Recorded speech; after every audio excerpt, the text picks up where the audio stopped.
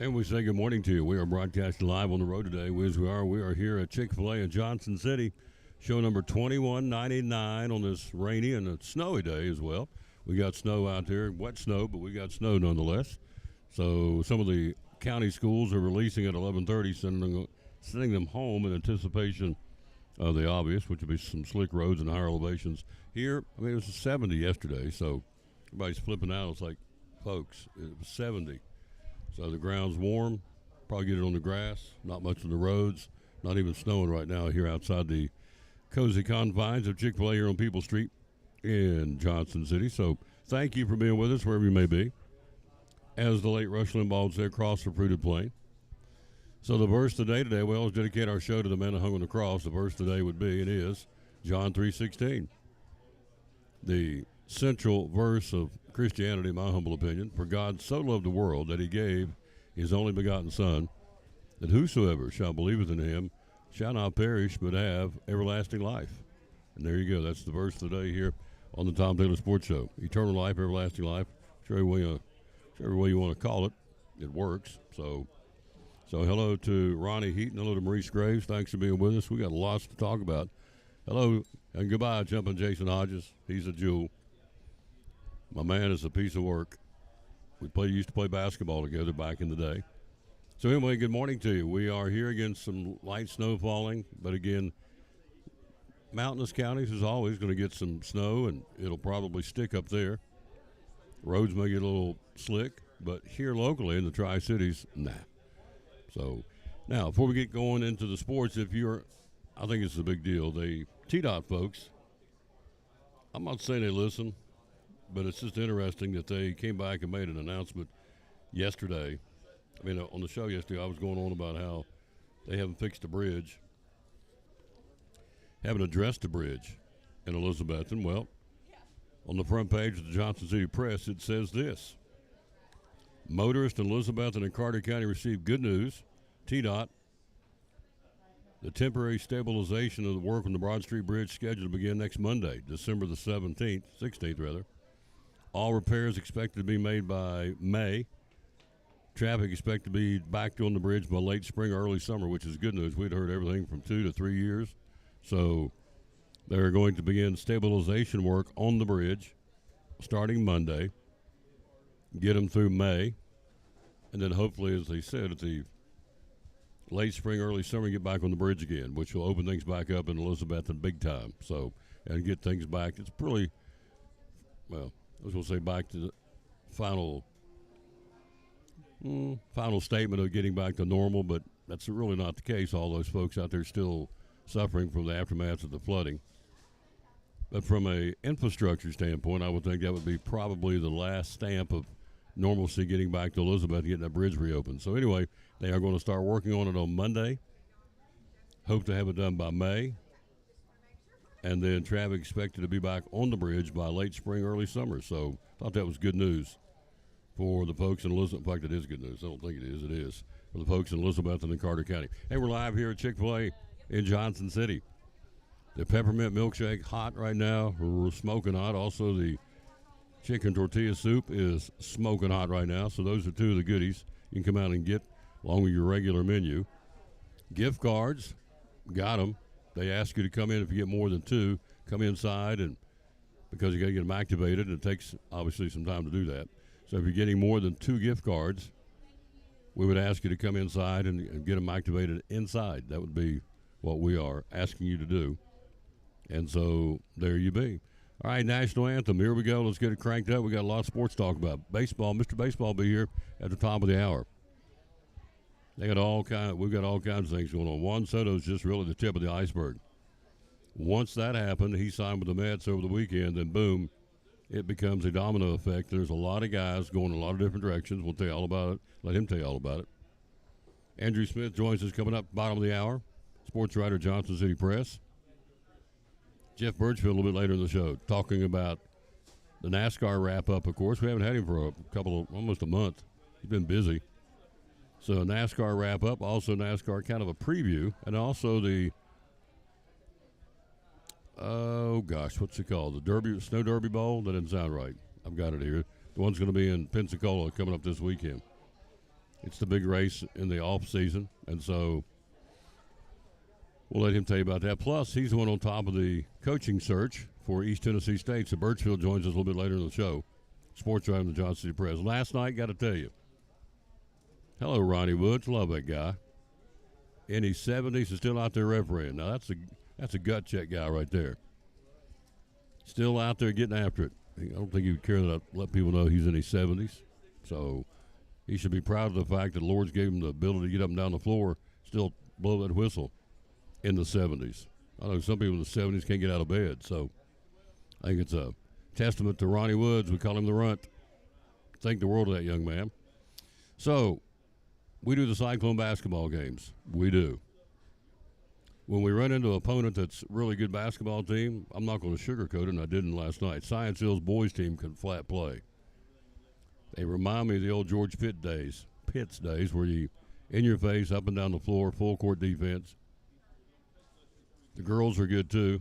Our guys are pretty good at Elizabethan, but they ran into a buzzsaw last night. They can play that. Maybe it's just their hot night. I'm not sure, but because I don't get them all the time. But the Science Hill team I saw last night, they can line them up from outside. They had 6 guys in double figures. I went back this morning. I couldn't find it. It's been a long – of course, I've been doing them for a lot of years.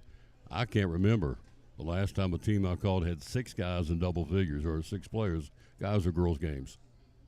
So Science Hill can play. The girls are what's her name? Kaylee Euler and Chloe Summers, very good for Science Hill. Our players of the game of the losing calls were KK Nave, Kayla Nave, and Jameer Smalls for the girls, and Jackson Buckles and Hudson Pay for the guys. So, anyway, just want to let you know out there in internet land, when you listen to our broadcast, if you've got somebody can play, we're going to tell you what's on our side or their side. That's the way it is. They're kids. They are kids. So I'm not too, too wound up about just talking about our team only. I want Elizabethton to win, of course. That's who I call the games for. But when you see an opponent, in this case Science Hill's boys, that are very, very good, you got to call it the way you see it. It is what it is. And they are. All right, so we're going to take a break, come right back, jump in. Lane Kiffin, we talked about this yesterday on the show. And, they're good. I'm not sure who's out there listening, but it's just funny. Are you saying Lane Kiffin's listening? I don't know, but I don't know. But what I talked about yesterday on the show is exactly what he came out and said today, or late yesterday. And so it all comes down to the topsy-turvy world of college football right now. And he's talking about the coaches, and we are hamstrung. So makes a very good point. That and more college sports coming up. We'll take a look at high school or college basketball last night. Tennessee, big 13-point win, had a couple of upsets in top 25 last night. The Volunteers take care of Miami, number 1 ranked team in the country. Was there a chance that Miami could put that on the bulletin board? I'm sure they did and say, okay, right out of the chute, a day after they get number 1, let's knock them down. Well, they tried to, but didn't get it done. Tennessee won by 13 last night, or yesterday afternoon at Madison Square Garden. So we'll take a look at college sports coming up next. We're live here at Chick-fil-A. Tomorrow, show number 2200. Probably doesn't mean a thing to you. It means everything to me because I know where I started. I know the journey that it's taken to get me here. 10 years in February we'll be doing the show. 2200 shows. So I give, and I'll talk more about it tomorrow, but first and foremost, I give all the credit to the Lord Jesus. This show, He's given me the chance to stay alive and keep doing it every day. He handles the heartbeats. He handles everything. So it's His world. If you don't think so, you're fooling yourself. I can tell you that. So the brevity of time and how fast things can change in a blink of an eye, wow. So anyway, 2200 shows tomorrow will be at the Eagle Center in downtown Elizabethton. We're very much looking forward to doing that, but we like doing $21.99 today at Chick-fil-A in Johnson City. Yep, snow's coming down out there. It's wet snow. I can assure you in the Tri-Cities, again, in my other life, I'd have been a weatherman. I'm a weather geek. And so it's not going to stick in the Tri-Cities. Now, up in the mountains, yes, no question. But here locally in the immediate Tri-Cities, yeah, it is snowing. Looks pretty out there. It may stick on the grass. It's not going to stick on the roads. We had 70-degree temperatures yesterday. So we're going to be okay. All right, coming up next, college sports. We'll do that. Did we do the national anthem? I don't think we did. We did not do the national anthem. Did we? I don't think so. No, we didn't. We just jumped in there and started going. Gotta pay tribute to the greatest country in the world. Faith Hill, would you do it, please? The national anthem on the Tom Douglas Sports Show. Then back with college sports.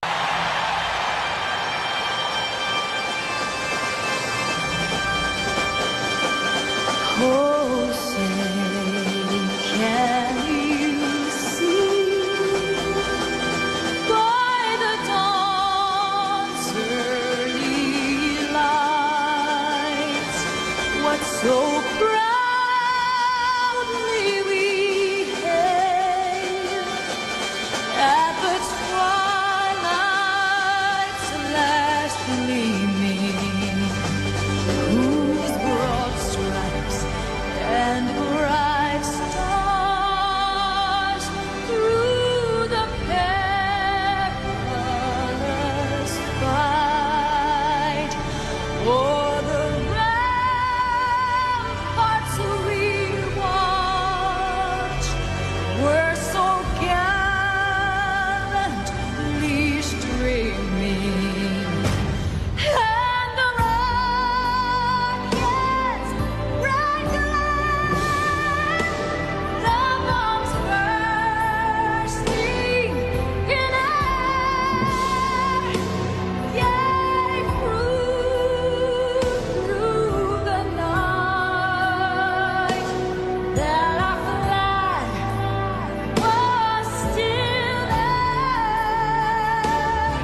Oh, say does that star-spangled banner yet wave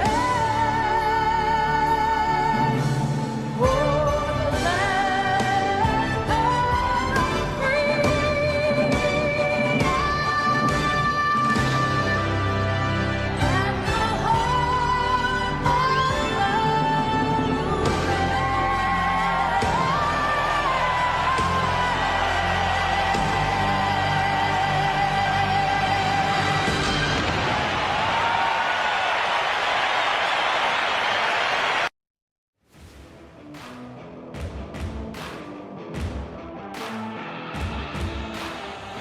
And back with the Tom Douglas Sports Show again, peppering down the snow outside. But again, as we said, it's not going to stick here in the Tri-Cities.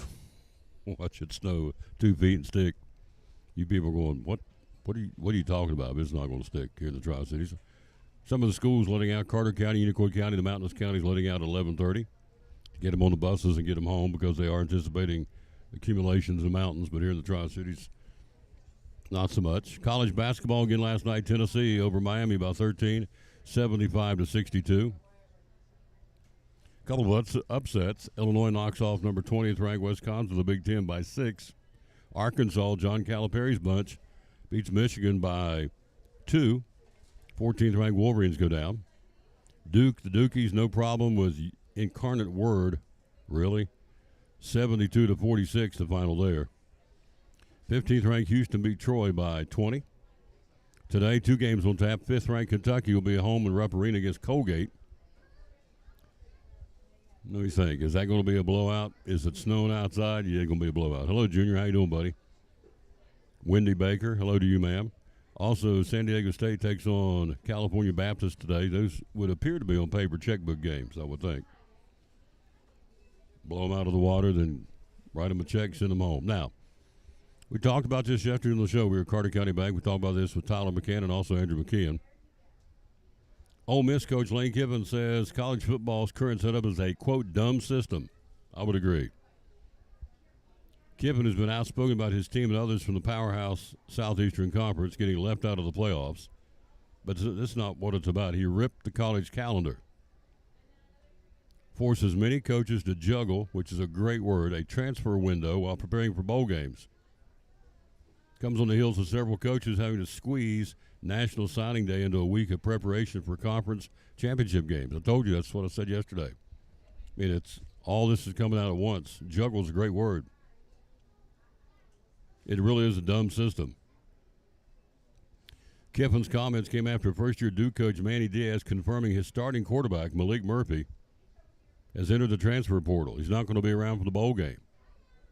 So now, and as I said this yesterday, how do you prepare? If you're a coach, how do you prepare? Now, here's the starting quarterback. Duke's getting ready to go into which bowl they're going to go into? The Gator Bowl. No, the Rebels are playing the Gator Bowl. Let me see the Blue Devils. Where are they going to play? I'll look it up in that endless list of bowl games. But anyway, Duke's going to be in the bowl. So your starting quarterback, who you're counting on to be your starting quarterback for the bowl game that you worked all season long to earn it. What's Duke's record? Duke is 9-3. Closed the regular season with 3 straight wins to get the bowl spot. So everybody's jacked up, everybody's excited, and then the quarterback says, oh, by the way, I got to get in the transfer portal because it started on Monday, so I'm leaving. So now you have Diaz, the coach of Duke, having to scramble. And, of course, they've got, I'm sure, a backup and probably a third quarterback on the roster. Normally they do. But the point is, you can't plan anything because now your starting quarterback is leaving because the NCAA has set this up where you can get on the transfer portal like now. The sooner you get in there, we told you yesterday, had over 1,000 guys hit the transfer portal on Monday to crash the database system. So he says they're going to be, let's see, Duke confirming Malik Murphy is in the transfer portal, leaving Henry Bellin, B-E-L-I-N, Bellin or Bellin, or Grayson Loftus to start the January 2nd bowl game in Jacksonville. So I got to double check. I guess it's Duke and Ole Miss is playing each other. There's so many of them. Let's see here. January the 2nd. Yep, Duke and Ole Miss in the Gator Bowl. Okay. So, hello, Jill Hart. How you doing, lady? So, Kiffin's he makes a great point. Whether you like the guy or not, he's right. He's outspoken, but he's right. Again, he's outspoken because he says, again, you know, the Duke starting quarterback's leaving. So, he says, just think if the NFL's getting ready for the AFC, NFC playoffs postseason and players and free agency say we're leaving. That's exactly what this is. Yeah, the Duke Tax Slayer Gator Bowl. Thank you, Junior. But he's exactly right. You take the Buffalo, let's take the Bills. They're more than likely to get into the playoffs. In fact, they are going to get in the playoffs. They've clinched the division in the East. So Josh Allen, the quarterback, they get ready to get for the playoffs, and Josh says, oh, by the way, I'm leaving. We have a transfer report on the NFL, and I'm leaving. I'm just going to leave. Well, we're getting ready to play pick somebody, the Steelers or whoever. I'm gone. That's exactly what we're dealing with here. It's nuts. It's crazy, and it's really handcuffs or hamstrings, if you will, to coaches. Because they're trying to get a national signing date in. They're trying to bring guys in. They're trying to keep guys from leaving in the transfer portal, all the while getting ready for a ball game. I agree with Lane Kiffin 100%. So, anyway, they're going to play without the starting quarterback for the Duke Blue Devils. That's the bottom line of what we're talking about here. We are live at Chick-fil-A here in Johnson City on the snow's picking up now. I mean, it's pretty out there. Let it snow, let it snow, let it snow. So the weather outside is whatever it is, whatever that song is. So anyway, it's nice. If you don't have church plans tonight, come be with us at church at Pleasant Beach Baptist Church on Watauga Road in Elizabeth. I'd love to have you tonight. He's going book by book in the Bible, and which is amazing. He digs out stuff. Of course, he's a scholar of the book. He was on the show yesterday, our pastor, Mark Fowler. And so he brings out stuff that I never began to dream. He talked about Deuteronomy last week. So really good. Anyway, we'll be there tonight at 7 o'clock. If you are so inclined, you don't have a church home, like to visit, we'd love to have you. So peppering down the snow. Again, we're okay. Looking out the window, but it's fun. It's pretty to look at. So it'll probably lay on the grass here in the Tri-Cities, but the road's going to be okay. So there you go. That's what's going on in the world of college football. We have our first bowl games coming up Saturday. Oh, boy. Pop some popcorn and get in front of the TV, Tom. We're going to watch the Cricket Celebration Bowl. No, we're not. Noon on ABC. Jackson State and South Carolina State. Then the 1848, I love the concept, I love the name of the bowl. The 1848 Salute to Veterans Bowl. I'm all about that. I'm all about our veterans. but I'm not about watching South Alabama and the Western Michigan Broncos playing in Montgomery at 9 o'clock on Saturday night. So you got 2 bowl games. The Cricket Celebration Bowl, Jackson State and South Carolina State, heart be still. It's pounding here with anticipation. And South Alabama and Western Michigan in the 1848 Salute the Veterans Bowl. Then the next one up will be next Tuesday, the Scooters Coffee Frisco Bowl in Frisco, Texas, Memphis, and West Virginia. Wow. The next Wednesday, a week from today, we have the Boca Raton Bowl, Western Kentucky and James Madison. And the Art of Sport LA Bowl in Inglewood, California, between Cal and UNLV. So, I'm excited. I'm just ecstatic to watch these bowl games. The Cricket Bowl, for heaven's sakes. I mean, what's going to be the Cricket Celebration Bowl? I'm sure cricket's the phone service they're talking about. But anyway, snow peppering down. What's it got on the Atlanta Hawks toboggan? Andrew Smith, our sports writer, Johnson City Press. He's with us. He joins us coming up next. We'll talk a little Tennessee football. I've not had him on for a couple of weeks. We've been on the moves. We'll see what he says about the college football playoffs. Jeff Birchfield joins us later in the show. He's going to give us the very latest on the new football coach search at East Tennessee State. I jokingly said that the other day, and some people picked up on it, where I said I'd call Jason Witten. Why would you call Jason Witten? He's won 2 state championships in Christian high school. He has more contacts than Carter's got liver bills. You talking about putting together a coaching staff? Yeah, including his brothers. And I'm not advocating we lose them at Elizabethton, but come back to East Tennessee, and I don't know if he even would. No coaching experience? No, but he's won 2 state championships in Christian school. That's worth a shot, I would think. Yes, it's different than college football. I know that. But he comes back home. He's trying to get into college coaching at some point, I've been told. So why not? You go back to his camps he had in Elizabeth, and he usually had the who's who come into these camps. He knows everybody. And it would take him a very short time, it would take to put together a very, very rock-solid coaching staff. But anyway, that's just me. Just throwing out a name. So what about the guy at App State? You know, that right there, we'll go to the break, tells me all I need to know about college athletics. The first losing season in 11 years at Appalachian State. 11 years. This guy wasn't part of it. He hasn't been there that long, the coach that got canned. The first losing season in 11 years in Boone, and they fired the coach. Not, you got to get it together, get one more year, not, they just canned him. Fired him on the spot, and they've already got a new coach. So that right there, for me, tells me the state of college athletics is like, what? I mean, you have no job security. No wonder these coaches ask for the moon financially. They got to have something to fall back on in case they get canned, out of the blue. So anyway, that's what's going on. Hello to Tracy Bowling. Hello to Christina Bellamy. Hello to Junior. Hello to Jill Hart. Hello to Wendy Baker. Hello to Timmy Barr. Hello to Teresa Tigg. Hello, lady. Sandra Perkins, Evan Miller, Ronnie Woods, one of our great officials, Trent Willis. Thank you all for watching. Andrew Smith joins us coming up next. Sports writer of the Johnson City Press, sporting his Atlanta Hawks. Are they in the NBA Cup? They aren't. How did I know that? How did I know that's where we're going with this? The Atlanta Hawks, he has his toboggan on. He joins us coming up next. We're here on the road at Chick-fil-A in Johnson City. Snows have fallen, but it ain't sticking, but it sure does look pretty on the Tom Taylor Sports Show. Ford of Elizabeth and Chrysler Dodge Jeep Ram. So here's the deal. An opportunity presented itself for me to come check the dealership out. They said it might be for sale.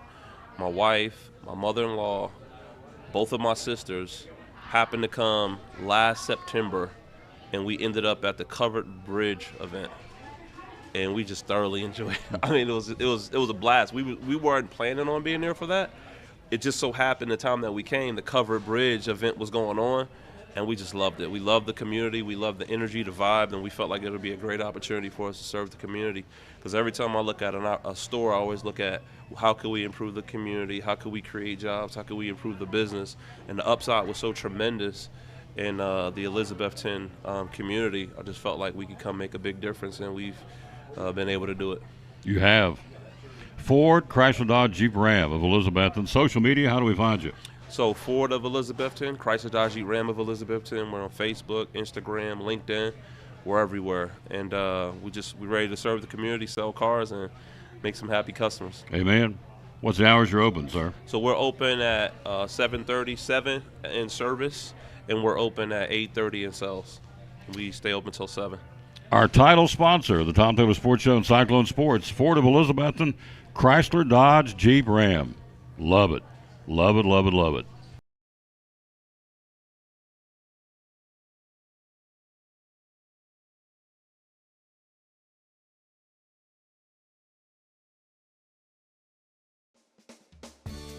My name is Michael Vance, Vice President of Advanced Heat Pump Systems.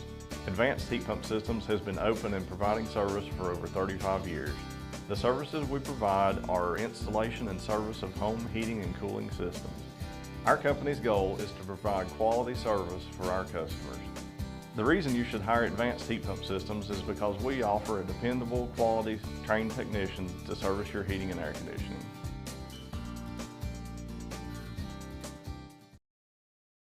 Hi, my name is Brian, and a little thing I love about the Chick-fil-A mac and cheese is you can taste the different types of cheeses and the blends that they use, and everything just comes together. It's like a delicate dance. They're like perfection in every bite.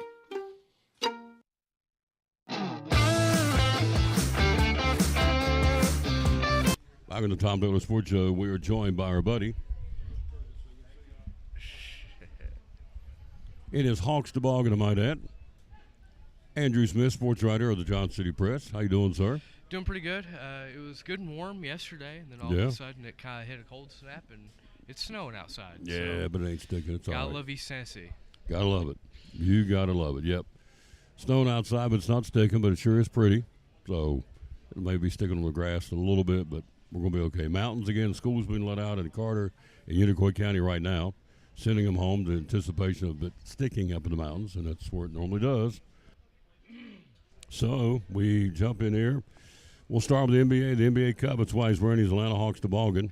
So the Hawks, let's see, in the knockout schedule, you've got game tonight in New York against the Knickerbockers, and Golden State will be in Houston about the Rockets. So for those who don't know, how do they get to, I mean, what is this middle of the season? It's not the NBA championship, but how do you get to this point? Is everybody involved? And it's the process of elimination. How do we get, tell me about the NBA Cup, would you please? Yeah, so they started it last year. I'll admit I'm not necessarily the biggest fan of it still, but the team I support's playing it, so I'll support them in it. But the way it works is all 30 teams are part of it, and they break up the conferences into 3 like soccer-style groups. And the way it works, you play everybody in your group throughout the November and early December on certain days of the week. They designate as those kind of days. And if you win your group, you move on to now the knockout schedule. And then they also take the best team that didn't win its group. And the Hawks won its group, won their group rather. Kind of impressive, actually. It was the same group that had Boston and Cleveland in it. But they ended up winning that group, so they advanced to the knockout stage. They'll take on the Knicks, who won their group. And if the Hawks win, they'll move on to Vegas this weekend to take on Milwaukee in the East Final for this thing. So what's the point of all this? I mean, it's a tournament was inside of a tournament inside the middle of the season. What is this, to draw more attention to NBA? Well, I mean, why are we doing it, do you think? That's the whole purpose that the league says it's for, is to drum up interest for this part of the season. I don't know if it's necessarily worked fully yet, but that's certainly what the marketing folks in the NBA say it's for. So that's their intent, and I guess we're just kind of rolling with it. That tells me by their own admission that they've got problems marketing the product. It'd be like the NFL stopping with, okay, week number 8, we're going to do an NFL Cup, a tournament inside the tournament, or Major League Baseball, or college football. Pick it. So for the NBA to come out and create a little tournament inside the regular season tells me all I need to know. So I'm not a – but anyway, the Hawks and the Knicks tonight, and the Warriors and the Rockets also tonight, and then they'll get into the semifinals on Saturday, and we'll talk more about that when he's back here with us next week, see how it goes with the NBA Cup. All right, college football. College football playoff, you okay? You happy with it? The team's in? Yeah, I think they got the right 12 in, especially given the parameters the committee has to work with and the teams they have to take. and that kind of goes alongside the format itself. I'm not a big fan of the whole automatic qualifier, automatic buys for conference champions. Not necessarily a big fan of. Let's just get the top 12, however you see fit, and just line them up that way. But they never asked my opinion on these kind of things. I guess it's above my pay grade. So, as for what the committee had to work with, I think it works. I would have liked to have seen Tennessee earn a hosting bid, but unfortunately that did not come to pass. So they'll go play at Ohio State next weekend. What do you think about that one? You go on? You going to follow them? We applied for credentials. We'll see. Yeah. I'd like to say we'll be up there in Columbus, but to be determined on that front. But it's a tough draw for sure. Ohio State's one of the most talented rosters in the country. However, I think Michigan kind of laid out a blueprint on how you can beat this Ohio State team, and that's kind of force them into the mud, tough it out, force them to run the ball, stop the run. Dylan Sampson, one of the best running backs in the country, just announced his first team All-SEC yesterday. So I think that there's a path to victory for Tennessee. Now the question is, can you go execute it? So what did Michigan do to beat Ohio State? What was their – because they came into Columbus and beat them, so what was the blueprint to beat them that Tennessee should be – I'm sure they're watching oodles and oodles of film to get ready because they got another week to get ready for the game. But what will Tennessee need to do to beat Ohio State? How about that? They'll have to make the game ugly is what they'll have to do. Now Tennessee, I think, has a better athletic profile than Michigan. So if it were to turn into more of a shootout kind of game, Tennessee would fare better than Michigan would if it were to become that. But Ohio State's been proven that they are beatable if you kind of make it more of a classic Big Ten style kind of game instead of what Ohio State wants to do, get the ball out to the perimeter of their playmakers. Indiana, Notre Dame, who do you like there? I like Notre Dame. It's a very intriguing matchup to me. Two teams that I don't fully know how they'll do in a postseason, but hey, they'll play each other, so it kind of will answer the question itself. But Notre Dame's at home. Notre Dame, unless your name's Northern Illinois, is not an easy place to go play. But hey, I think that'll be a very fun matchup to open up the tournament. Clemson, Notre Dame. I'm sorry, Clemson, Texas. I lean Texas. I think going into Austin will be a tough task for this Clemson team that's already lost to a couple of SEC teams already in Georgia and South Carolina. So I'll lean Texas there. But hey, I mean, kudos to Dabo for getting his team in the tournament this go-round. Being a good SMU team was not an easy task. Well, and the knock's been on Dabo Swinney that he will not go into the transfer portal and get guys, and he's proven that you can win without doing that because he has been adamant to the point his fan base has been very anti-United. You need to get in there and duke it out with all these other teams. He said, no, we're not doing transfer portal. We're going to get guys that come 4 years and get an education and not use it as a free agency market, and we're not going to do that. And so he's caught a lot of flack over it, but here he is, one of the 12 teams in the playoff without using the transfer portal. I know everybody thinks I'm nuts. I'm going to predict Clemson's going to beat these guys. And everybody says, you are smoking something. And I don't smoke, but that's what I think. I just think Sarkisian, the guys, I think they're reeling a little bit from the Texas-Georgia ball game. I know it's going to be in Texas. Something tells me, and, of course, I may come back here on Monday and go, or after the game, well, I don't know, beans from apple butter. They got beat by 40, but I just think Clemson's going to knock them off. I think that's going to be the big upset in the first round. The other game will be SMU and Penn State. How do you like that one? It's another game that intrigues me a lot because of the narrative around James Franklin and his propensity of how his team performs in big games. Now, I'll give him credit. That Penn State team looked very good against Oregon in the Big Ten championship game. They fell short, but it's a game that I think can instill confidence if you're a Penn State fan that, hey, maybe we can win these kind of big games. And obviously, going into Happy Valley is going to be a tough task for SMU. I don't know if they've played in an environment quite like that. So I'll lean the home team in Penn State. I think there's a lot of pressure on Penn State given that they have this SMU team. And then if they win, they'll go play Boise. So I think there's a lot of pressure on James Franklin to make a run here. But I think that at least in the first round, they'll be able to do it. I think there's a lot of pressure on Ryan Day. I think if Tennessee goes up there next Saturday a week and gets it going early, the Boo Birds are already out for Ryan Day. They got beat by Michigan. We know the whole story. Hello, Judy Townsend. Thank you, lady, for watching. This is hello, Tom and Andrew. Thank you. Let me say hello to some more folks real quick. Reba Whitehead. Hello to Richard Peterson, Laney Bartlett, Rocky Davenport, Joanne Smith, Pete Welch, Patty Tolley, Trent Willis. Thank you guys for watching the show. So you go back to Ryan Day. They're all over him up there in Columbus. I know that because I have relatives live up there, and they're all over him.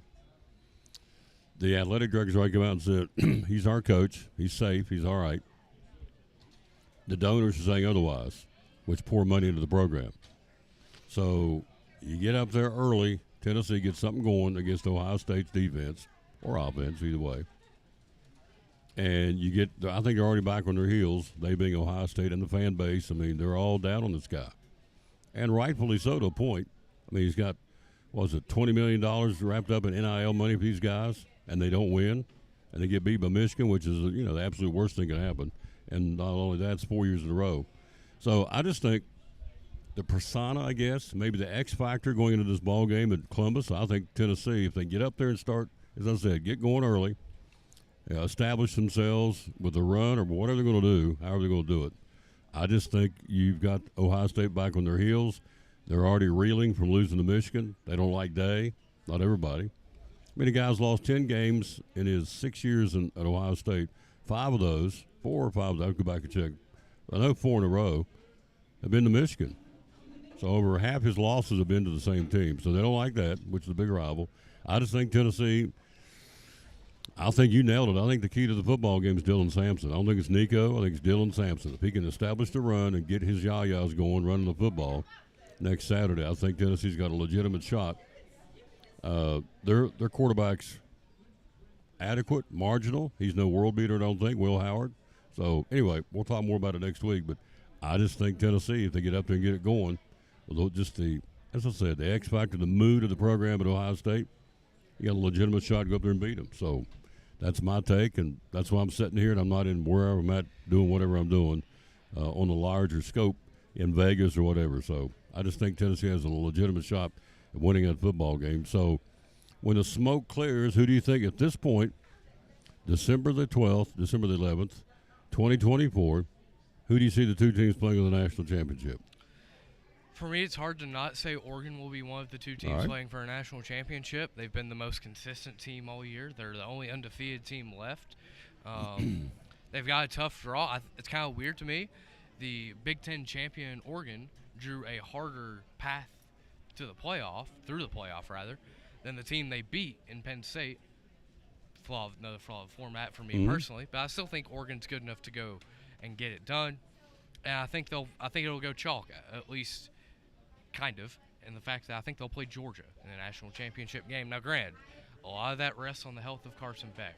I've seen some reporting out there that he'll miss. He will. Been confirmed. It's not going to be their first playoff game. So, will they be able to get by without him? They were able to do so for the second half against Texas. So I think that they could, especially depending on who they draw out of that 7-10 game. But I think it'll ultimately kind of go chalk. And I like Oregon. I like Georgia. I think they've been two of the most complete teams all year, in a year where there's not been many complete teams at all. So I think they're the top two seeds for a reason. Carson Beck's out. The punter, Thorsten, blew out a knee. He's done. He's one of the top punters in the country. That's 2 big holes to fill. But, look, you go back to the recruiting year in, year out, Georgia, Gunnar Stockton, he ain't Tom Taylor being picked up on Chick-fil-A in Johnson City. This guy's I'd have to go back and look, either a 4 or 5-star quarterback, certainly capable of running the ball club, which is why he's there. That's why he signed on to play at Georgia. So it's the next man up philosophy. Carson Beck's not going to be able to play at least his first game, so it's Stockton's team. He's a freshman quarterback. As Andrew pointed out, and a great point that it was, they put him in a pressure cooker in Texas, the SEC championship, and he answered the bell. He led him down the field for a touchdown. He guided him in that second half after he got hurt, Beck, to winning the football game. So I think when you say he's a freshman, he's going to go in a pressure-packed situation, which it will be. But, again, he's either a 4 or 5-star quarterback for Kirby Smart, so it ain't like he's Tom Taylor or Andrew Smith. So there you go. So we'll see. But that's your college football playoffs. Tennessee basketball. What do you think about the Vols, men's team, and the Lady Vols? I think that for the both of them, they've had very impressive starts to their seasons. Obviously, the men, the number one team in the country, just beat Miami last night. Miami gave them a good run, but I think that's to be expected now that if you're Tennessee, you've got that number one beside your name. You're going to give everybody's best shot now. Absolutely. But they held on, not much issue there against Miami. And, man, I've been very impressed with what Kim Caldwell's been able to do with the Lady Vols. Big win against Iowa this past weekend over there in the Barclays Center in Brooklyn. But she's got them playing a fun brand of basketball, too. It's not just that they're winning. They're winning, and they're a very entertaining team, very fast, very tempo-based team. So I like where the state of basketball is on Rocky Top, among many other places you can look on campus and say, yeah, they're in a pretty good spot. Pretty good spot across the athletic department, no question. Hello to Miss Clowney, Coretta down in Union, South Carolina. Did you say it was snowing up there? I did. It's peppering down outside. It's not sticking. We had 70-degree temperatures yesterday. So here in the Tri-Cities, it's blowing and flying around, but it's not going to stick much. But it sure does look pretty out here. Snowing puts you in the Christmas mood. We're inside of 2 weeks, if you can believe that. For all of us, not just here in Tennessee, we're inside of 2 weeks. 2 weeks. Well, 2 weeks from today will be Christmas morning. So is that right? Today is the 11th. Yeah, 14 days. Yep, 2 weeks from today is Christmas morning. Where is this calendar year gone? It's unbelievable. So anyway, it is. It is snowing out here, and there's a guy in shorts. Comes in with a pair of shorts on, and they're not flip flops, but they're almost like sandals. So you see them all up here in the mountains of East Tennessee. Trust me. So here's a guy in here with shorts.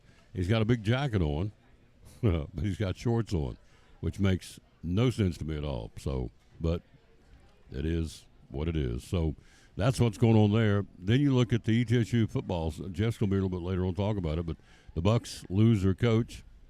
You know, crazy scenario there. He says yes, then he leaves, signs a contract extension, then he leaves, gets a pay raise, leaves.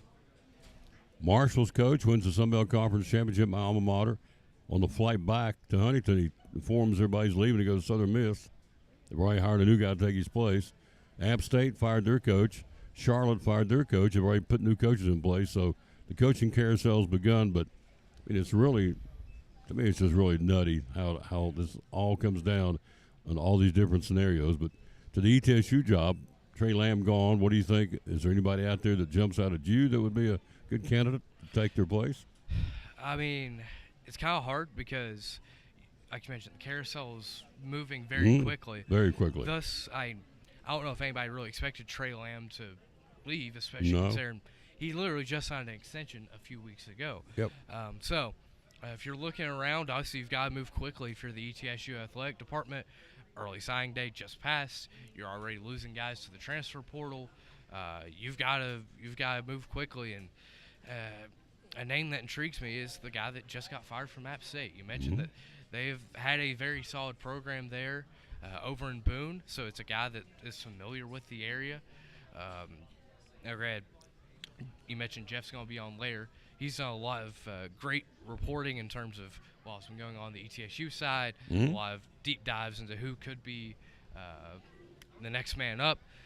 Obviously, if you could maybe look to promote internally if you're ETSU, depending on who might go with Trey to Tulsa, who might want to stick around. You certainly, I think, still have options at this point in time if you're ETSU, but certainly kind of caught you by surprise that you're having to make a move like this. Well, and they know this, and I know this. I did 2 stints with the Bucks on the radio doing their play-by-play over my career, so I've been there, been around the program, so I know. And whether you want to concede it or not, it is a stepping stone program, plain and simple. You don't want it to be, but it is. Steve Forbes here, now he's at Wake Forest. Trey Lamb now here, now he's at Tulsa. There's been other coaches down through the years that moved on. Tony Skoll left here and went to be the coach at Citadel in the baseball program, which is a step up at that point in Southern Conference baseball. So you can go back and look down through the years, and those are just some of them, but it is a stepping stone school. It's called a mid-major. You don't want it to be that way, but it is. So you look at Trey Lamb, and after I kind of looked into what was going on the surface it sounds, like he gave the school a raw deal. But and maybe you did, but he went from 275 to 1.2. Now, you've got a family to feed out there watching the show. I've got a family to feed. If I can go from 275,000 to 1.2 million with a stroke of a pen, hello. I mean, it's just common sense. He's got a wife and children. He's trying to better himself. You're seeing the topsy-turvy world of college football. You're here today, gone tomorrow. So these coaches are doing exactly what they should. Get it while make hay while the sun shines, used to say, the old country saying. And I think that's what he did. It's unfortunate for East Tennessee State, but it is a stepping stone school. You either catch a young guy going up, or you catch a guy that's kind of peaked out and is winding down his career, or her, in case if it's a female coach in a female sport. So, hello, Cody Taylor. Hello to Gary Taylor. So that's the reality of what we're doing here, what we're seeing. It is a stepping stone school. And you go from 275, hang on. You go from 275 to 1.2. And all the perks. I'm not sure Tulsa, I'm sure, is a much bigger geographic area, I'm sure it is, than Johnson City. But anyway, of course, the downside of that is he's in the backyard of Oklahoma, Texas. We got all these big boys he's going to be going up against. Of course, ETSU goes up against the big boys here in the South, right down the road, 100 miles. They may not be going after the same caliber athlete, but bottom line is, at the outset of what I said, and it's true, whether you like it or not, East Tennessee State is a stepping stone school. And so Trey Lamb on his way up, Gardner Webb, success, ETSU, turned it around. After George Quarles was here, boom, going on up to the next level. I get it now that I see what kind of money he's talking about. I mean, you can't turn that down. No, you can't. And that obviously, from an athlete perspective, is kind of, you're starting to see some of that from the college athlete side. But Sure. obviously, for years and years and years now, this is just kind of the way it's been for coaches. So honestly, you mentioned it, you get around $1 million raise. Hard to say no to that Yep. if you're in anybody's position. So, can't really fault Trey for that. But now, on the ETSU side, you're kind of in a little bit of scramble mode.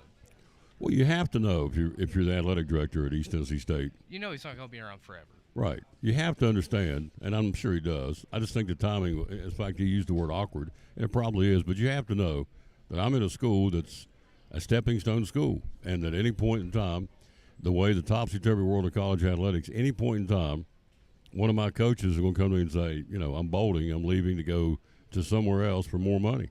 I mean, you have to understand that. I'm sitting over here at Chick-fil-A, and I get it. I'm not even on the staff at ETSU, so awkward, yes. Totally surprised, shouldn't be. So now they got to pick up the piece and find a coach. Transfer portal's gearing. I mean, it's here now for not only the big boys, but for the mid-majors. And so they're out there scrambling for guys to get them locked in for the football season for next year. And it's tough to do now without a coach. You got some of the guys on the staff I think Trey Lamb took with him. Some of the guys are still there. This is the latest I read. Jeff will tell us more coming up at the bottom of the hour. We get him in here at 12:30. But so, you got the transfer portal. You're out here trying to do recruiting. You got National Signing Day. I know the Bucs signed eight or nine guys. But then you look and go, okay, those are signed out there beating the recruiting trail. Trey Lamb and his staff. So now Lamb's gone. Do these guys go where he goes? They're going to stay committed to coming to East Tennessee State? Or are they coming because of Trey Lamb, the recruiting guy that was out there, recruiting coordinator? Or are they going to stick around because they love Johnson City and ETSU? I don't know. So 8 or 9 sounds good on paper, but in reality, how many of those are going to go? I'm going to stick, or how many are going to go decommit because the coach that recruited them is now gone? So it's all up in the air. It's all just kind of whirly-gigging out there, and so it makes for interesting times, to say the least. But Appalachian State, when I saw that they fired that coach for the first losing record since 2013, it's 11 years, they fired the coach. And he wasn't there, though, all 11 years. But it's like he went 5-8. I mean, it wasn't last year they were competing with the Sun Belt Championship. I have to go back and look. App State's had a pretty good run the last couple of years under this guy, and they canned him. So that tells me right there, that to me defines college athletics. Here today, gone tomorrow. What have you done for me lately? Some of the coaches have got such a big buyout today. That's the only reason they keep them around, is because they can't afford to get rid of them, which I've never understood that either, how you can get paid more to get fired than you can to play or to coach, but they do that. So having said all that, you see the crazy world of college athletics, transfer portal. Are you a fan of the transfer portal? I like it in theory. I like the idea of it in theory. You know, we shouldn't be limiting kids on, their attempts to go somewhere else or, get playing time elsewhere if they're not getting it where they're at. Like, I get that in theory. But I think the execution of it has certainly made it more problematic than it probably should be. I think part of that also is kind of coupled with the name, image, and likeness and kind of the lack of rules and structure with it still. So I think those two things kind of hand in hand have kind of turned you're trying to keep your roster and roster churn a little bit of a circus in a way. But I like it in theory. I think once we get some people that kind of have ideas on how we can best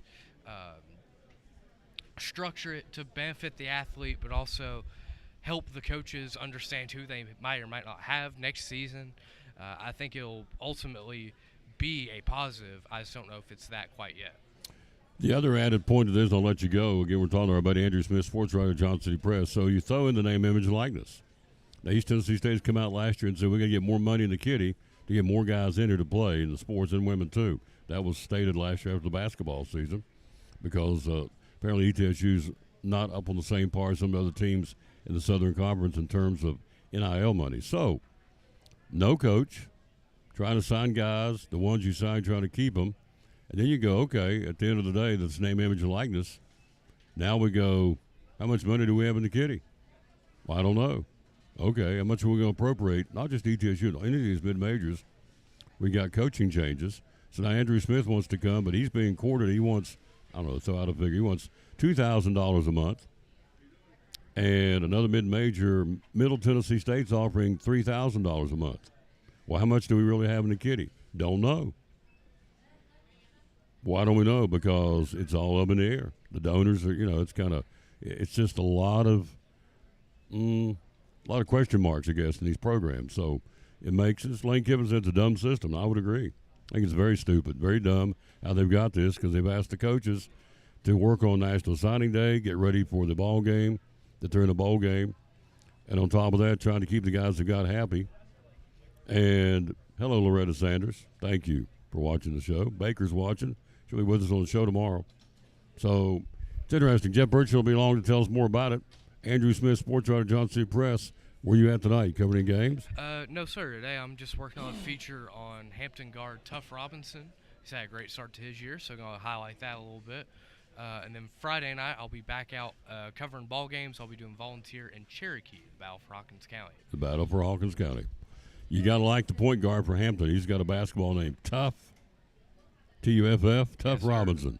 You just got to like a guy's named Tuff. He just oozes toughness when his name's Tuff. I like it. When's that story coming out, by the way? Should have that out this evening for tomorrow's paper. Tomorrow's paper? All right. Very good. Get you some lunch. Yes, sir. See you next week. Go Hawks. Is that what I'm supposed to be cheering on your Hawks for this NBA Cup? Yeah. Yeah? Yeah, go Hawks. Go Hawks. All right. I'm not totally sold on that whole concept, but whatever. I'm not either, but my team's playing, But your so I'll team's root playing. for That's it. it. You got it. Yeah. At the end of the day, Hoss, my team's playing. I'm all for it. I got you. Tom Taylor Sports Show coming up next. He's here. Oh, Mr. Baseball. We're going to put him to work. There's lots to talk about, and we're going to let him tell you all about it. Juan Soto, by the way, we figured it out over the weekend.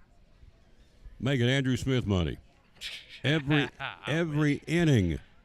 Every inning. $34,979 an inning. 9-inning ball game, upwards of $300,000 a game this guy's getting. Juan Soto. Is he worth it? Absolutely not. Would you take it if they paid you that? Absolutely. Where's that bell? You better believe it. I'd be all over it. Tim Birchall says we're going to pay you $9,000 a show to be here. Sign me up, Coach. I'm in. So I understand. Money talks, and it does big time, and so I get it. All right, quick break. Thank you, sir, as always. Yes, sir. Great Always job. A pleasure. We'll be right back after this from Northeast Community Credit Union. You're watching show number 2199 tomorrow, show number 2200. It's been a long journey. 10 years come February, been doing this. Start out with the basics, I promise you. A junky computer, 2 junky headsets, and a really junky GoPro camera. It's probably put together with rubber bands and duct tape. We started in one of our spare bedrooms, and tomorrow, show number 2200 at the Eagle Center in downtown Elizabeth. Tom Taylor Sports Show got a brand new product. Tell me what's going on. We sure do. We have contactless Visa debit cards, and some of you all have been asking and wanting to know, when are you going to implement that? We are hitting the ground running. So right now you can get your free instant issue contactless debit cards at Northeast Community Credit Union, and that's just another form of payment. So you've got the mag strip on the back, you've got your contactless, invisible, what you want to call it, if you want to pay that way for tabless, or you've got your chip. So we're just staying up to date with all the things, and we listened to you. So you wanted that, and that's what we can provide, and we've implemented it with hard work behind the scenes, a lot of teamwork, effort, and come get your contactless Visa debit card today. Available now Yes, at all locations. Our locations are they are in Rome Mountain, they are in Elizabethan, one in behind Elizabethan High School, our main office, and then we have one off of 19E in Elizabethan. We have one in Johnson City off of West Oakland Avenue. social media. How do we find you? You can find us at Facebook, Instagram, or BeMyCU.org. And the magic main number is 423-547-1200. brand new product from Northeast Community Credit Union, proud sponsor of the Tom Taylor Sports Show and Cyclone Sports.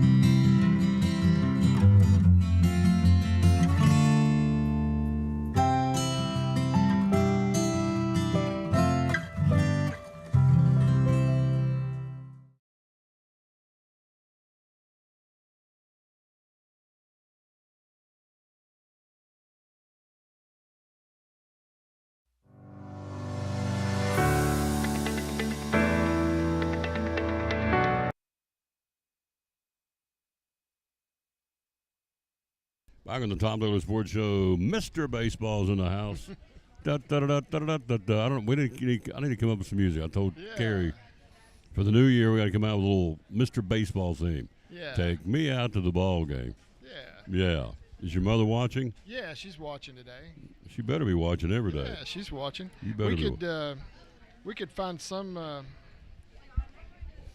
rendition for a baseball version of Sweet Georgia Brown, you know? Love Sweet Georgia Brown. Yeah. I've got that on a 45. You really? Yeah, it even says Harlem Globetrotters on it. Love it. Yeah. One of my coolest things my father ever took me to. Here we go on the rabbit trail. When I was a little guy, I was probably second and third grade. I will never forget. He took us to the Civic Center up there in Charleston, where I'm from, in West Virginia, and saw the Harlem Globetrotters, the actual Globe, the real deal. Yeah. Curly Neal, Oh, yeah. Meadowlark Lemon, Satch somebody, I can't remember his last name. Man, was that cool? And I'll never forget. I was sitting.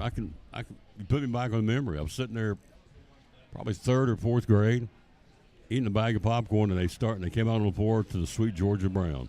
What a song! I love it. Yeah. What if I can play it on there? What if there's a domain? Yeah, I don't It's know. a It's old. copyright. It may be public domain at this point. Yeah. I don't know. So Yeah. anyway, Sweet Georgia Brown, a baseball version for your theme music. Yeah. I got to meet Meadowlark Lemon one time. He was a cool guy, wasn't he? Yeah, yeah. He was a preacher Yeah. as well. and Became a his- born again Christian. Yeah.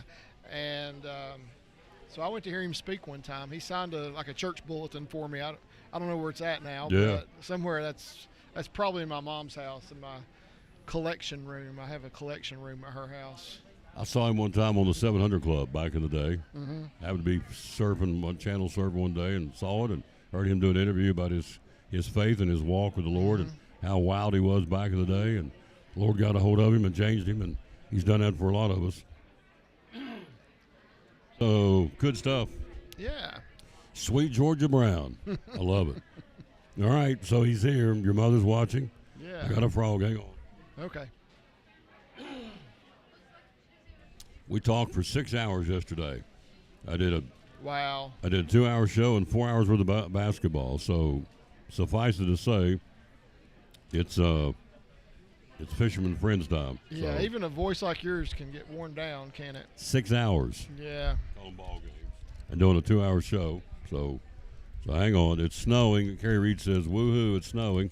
Yeah, there's snow out there. Yeah, for it's sure. snowing, but it's not sticking. But No, it's not sticking. It was snowing a lot though when I came in. I Nope. was covered with it. yep, some of the county schools being sent home, understandably so, the mountainous counties, to get them home on the buses before the roads get bad in the mountains, because it will. But here, again, as I said all show, it was 70 here yesterday, so the ground's a little warm for it to be snowing, and it is snowing, but to stick. So, Yeah.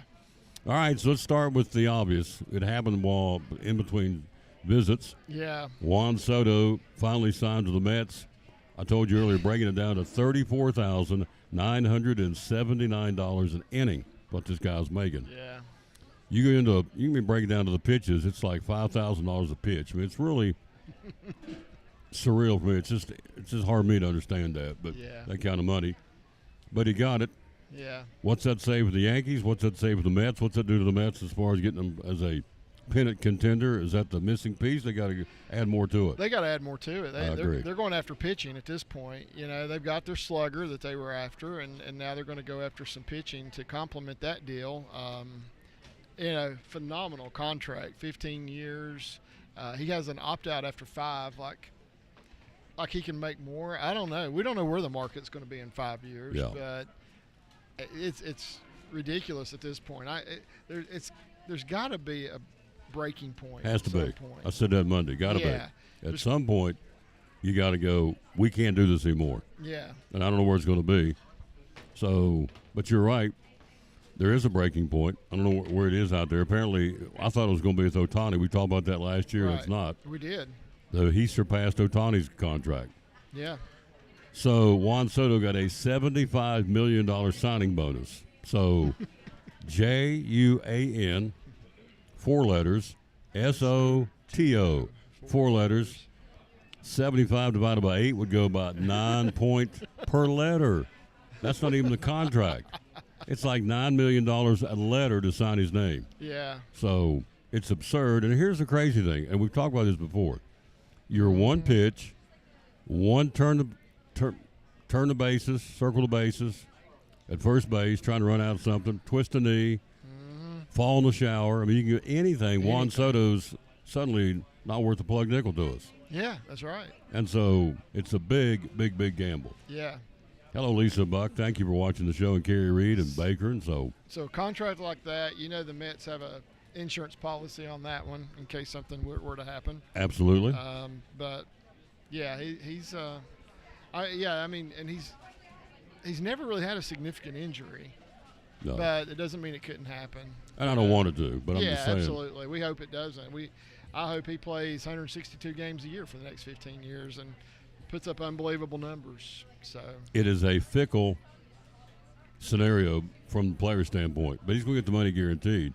yeah, But you better come out guns and blazing. That kind of money that's going to get passed on to the fans. They're going to have to. Somebody's going to pay for this, yeah, and so the fans ultimately will pay for it with ticket price increases and concession increases. Somebody's got to pay. I mean, it's just not going to fall out of the sky. Somebody's got to pay for it. So yeah, the Met fan base, as much as they wanted this guy and they got him, now he better understand he best be producing, yeah. or they're going to be on him. So that was the big one over the weekend. Let's take a look at some others. The Rangers get Jake Berger from the Marlins. What do you think about that? Yeah, so Jake Berger is a good hitter, decent player. He's a little bit limited in what he can do defensively, I think, but it's a good pickup. He's a guy that they can do some things with. So I did not see who they traded. Did it say who they traded for him? Does not. Okay, 3 minor leaguers. 3 minor leaguers. Yeah, okay. I had not seen who they had traded. I didn't want to see Evan Carter on there, and he's not. No, and I don't think we will. No, you won't. I think So you look at that lineup, and I saw a mock lineup for next year for the Rangers. They had Evan Carter batting ninth again, which I think is great, Yeah. to be honest. Low pressure situation, let him go in and perform like he can and do well. Yeah. We got some more Rangers. We'll talk about here some other moves too. Andres Jimenez goes from Cleveland to Blue Jays to Toronto. Yeah. Is that a good move? Oh, definitely a good move. This guy's a wizard with the glove. I mean, one of the best probably the best defensive second baseman in baseball right now. And he can do some things offensively as well. So, so he's going to be playing between Bo Bichette and Vladimir Guerrero Jr. And I think that's a good pickup. Bochette's got spits all the time. That's how I remember him. All the time. Oh, he comes out of the bag. Yeah. He gets back in. He'll come back out. He Yeah. spits all the time. Bo Bichette, the Blue Jays. Yeah. Why do you know that, Tom? I don't know. I think of the stupidest things. I don't know. Arenado says he'll leave. The Cardinals doing a redo of their lineup, looking to trade Nolan Arenado. He says he'll go to. There's about 6 teams he'll go 6 to. teams. Angels, Dodgers, Padres, Phillies, Mets, or Red Sox. Yeah. Or stay with the Cardinals, which apparently they're, in essence, saying they don't want him. They're going to move him around a little bit or shop him. Is he a good pickup? Yeah, I mean, he would be a good pickup. So, this is a guy that has been one of the best defenders at third base for his entire career. I think let's see, there's only been 1 year, and I want to say it was last year, he did not win a Gold Glove since he's been in the league. And, this guy is a phenomenal fielder and pretty good with the bat as well. So he can bat in the middle of most lineups. Probably not, maybe not third or fourth, but second or fifth or something like that. You can plug him in there, and he's going to be good. Jeff Birchfield joins us bottom of the hour talking the very latest from the new football coach at East Tennessee State. They're out there trying to beat the bushes to get one. He'll be with us at the bottom of the hour talking about that. So Arenado, now the Red Sox looking to make an offer to Corbin Burns. I think a lot of teams are going to be looking to make an offer to Corbin Burns.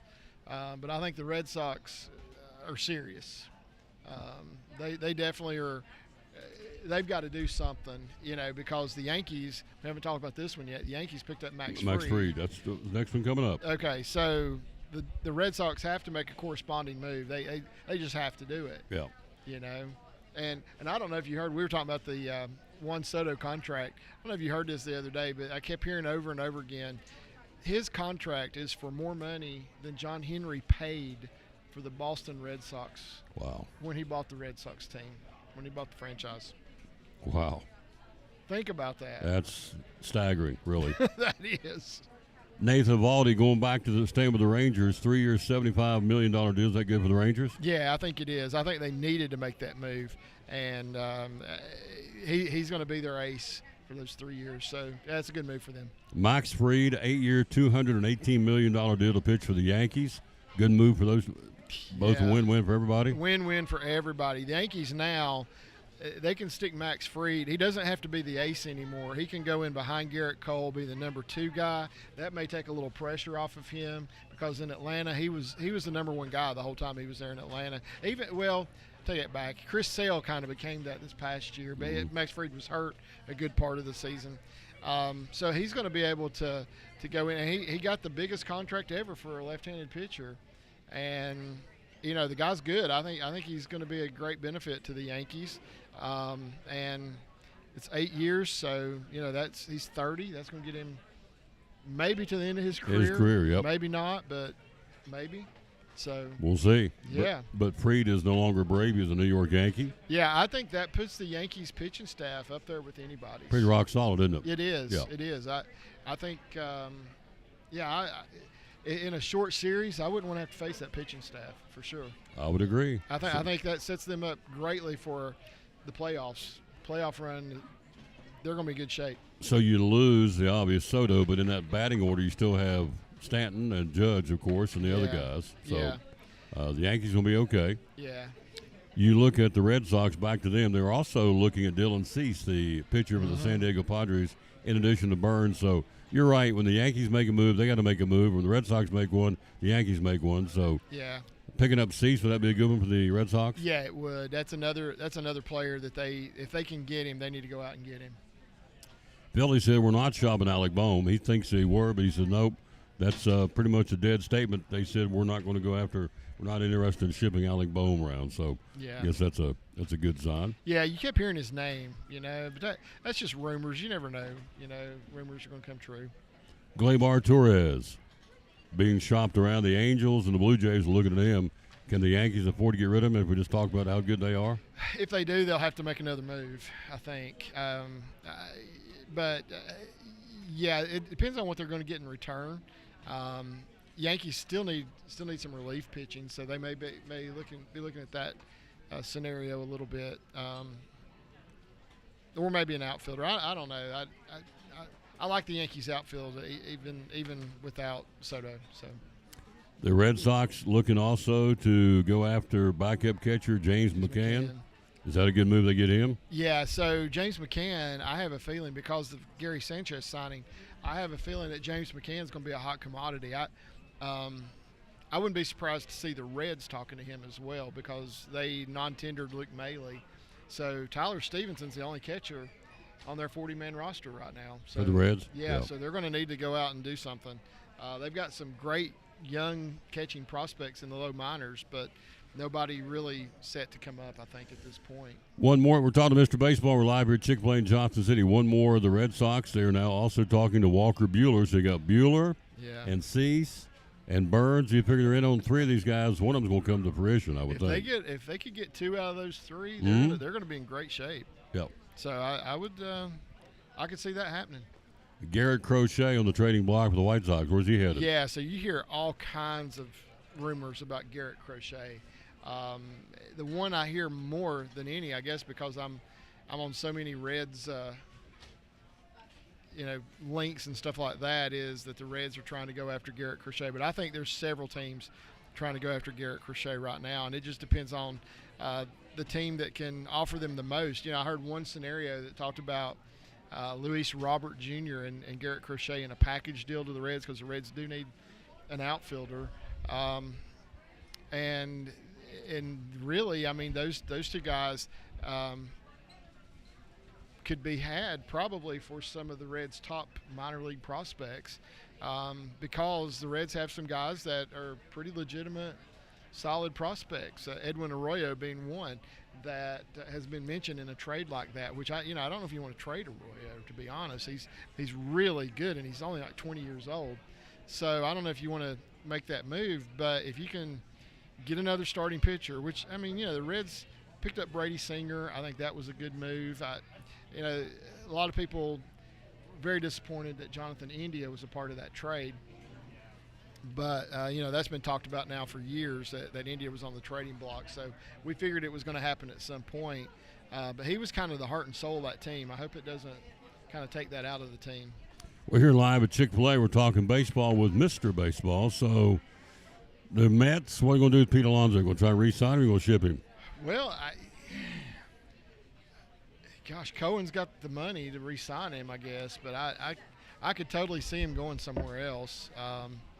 Wouldn't it be interesting, since Rizzo is also a free agent, if the Yankees went out and got Pete Alonso to play first base?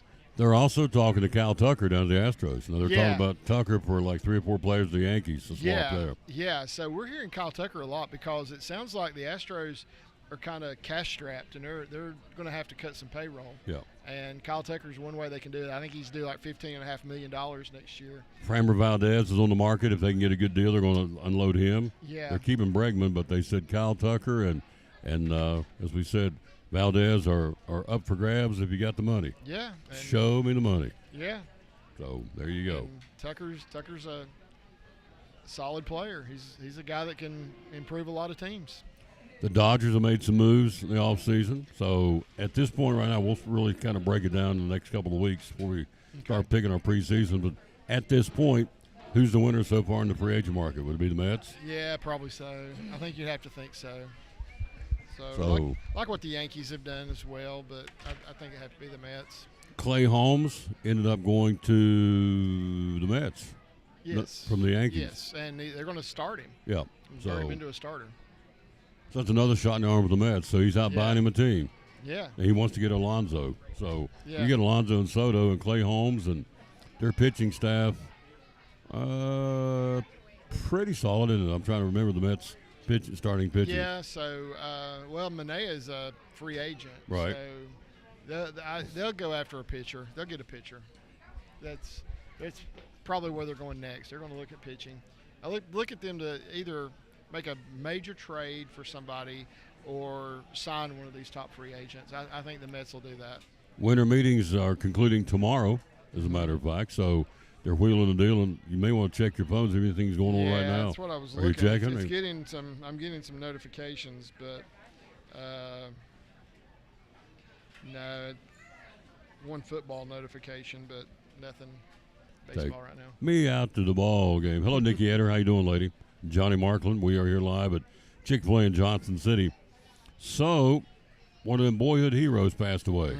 Rocky Calavito. Yeah. 91 years old. Yeah. Wow. The Rock. I remember we had a wiffle ball box, Rocky Calavito. Yeah. So, had a pretty good career, at least 30 home Yeah. runs in 7 different seasons. Topped 35 5 times and hit 40 home runs 3 times. Topped out at 45 in 1961. So, you go back a ways to enjoy this guy. 374 home runs, 1,159 RBIs. We'll lose him yesterday at the age of 91. So, Rocky Calavito. Yeah, he was famously known as being able to stand at home plate and throw the ball over the center field fence. Stand at home plate and just throw it, just wing it. And throw the ball over the center field I've never heard that one. Yeah, Okay. he was known for doing that. Had the arm, Yeah. needless to say. Yeah. Wow. So, stand at home plate and just boop, throw it over the center field. Yeah. I'm not sure I could throw it over second base. Tom, I don't know if I could or not either. No. What's wrong with your arm, Tom? There's nothing wrong with my arm. It's rock solid. I'm just a candy. I can't throw it very far. So there you go. You know, I used to have a really good arm. That was one of my best traits in baseball, and it is gone. Gone. The last year that I played church league softball, they stuck me at third base, and I said, I'm gonna need a cutoff man to throw to first. I said, this is ridiculous. I can't make a throw to first base from third anymore. Third to pitcher to first with out. Yeah. So Sawyer to Taylor to guy at first. Yeah. To Horace, the first baseman. So it's it's Father Time will catch up with you. Yes, absolutely. So Rocky Calavito, we lose him yesterday at 91. Here's a sad story. If you're a Yeah. fan of Ryan Sandberg, the Cubs second baseman, he's got prostate cancer. It went relapse, but now he said it's spread to other organs. So he's going to try and stay positive. He's going to get in some intensive treatment. So Ryan Sandberg, the longtime legendary Chicago Cubs second baseman, Hall of Famer. Former now- manager of the Phillies, too. Yep. And so he is now Yeah. with full-blown prostate cancer spread into these other organs. So Yeah. That's tough. Doesn't sound good at all. So No. being prayers for Yeah. Ryan Sandberg. Speaking of our former baseball coach, Ryan Presnell, undergoing his second surgery today. And so if you're the praying sort, you can say a prayer for Ryan Presnell. We'd appreciate that because he is undergoing it as we speak. So, hello, Becky Muncie. How you doing, lady? The Hall of Famers, they picked, the old-timers, the classics picked Dick Allen and Dave Parker. Yeah. Did we get that one right? We did. We Yeah, did? We did. Okay, I couldn't remember did it Yeah, all. that was the two that we said we really wanted to see. Yep. I kind of threw in Tion in there as well. I'd have liked to have seen him Mm-hmm. get in as well. But So the Cobra, Dave Parker, and the late Dick Allen are now into the Baseball Hall of Fame, or will be Yeah, this summer will at be. Cooperstown. So, yeah, hopefully there'll be somebody else going in with them. mhm. We'll find that out early January. So I got all my notes covered. What else? What do you got you want to talk about? Let's see. So, well, let me see. I had a couple things that I wanted to bring up. The draft lottery. Okay. That happened as well, So certain teams have the opportunity to get the number one pick for the draft, and that goes this year to the Washington Nationals. It used to be, they'd just go strictly by record, and you would get your draft pick by how your record was, but there was some concerns that teams were tanking a little bit just so they could get a better draft pick, and they put in this lottery style thing where you had a different percentage depending on your record. But now if you paid money into the salary cap thing, you weren't qualified to even be in in the lottery. So. Huh. So here's the funny thing: the team with the worst record in baseball last year, 41 and 121, Chicago White Sox, weren't even in the lottery to get the number 1 pick That's interesting. because they were paying money into the salary cap fund. So I want to touch on just a second. We'll switch total gears. Greg is in his spare time and helping out, which I think is really cool. He's been up into Hampton, and you have seen the devastation of the flooding. yes, We keep talking about how people forgot about it, and I think they have, for all intents and purposes. We moved on. The folks still trying to pick up the pieces, but now you've seen firsthand the damage, and tell us some of the stuff you've seen. yeah. So I was on Spring Street yesterday, which is where most of the damage is in the Hampton area. Right. It's called Spring Street for a reason. There are water springs underneath the ground there. Huh.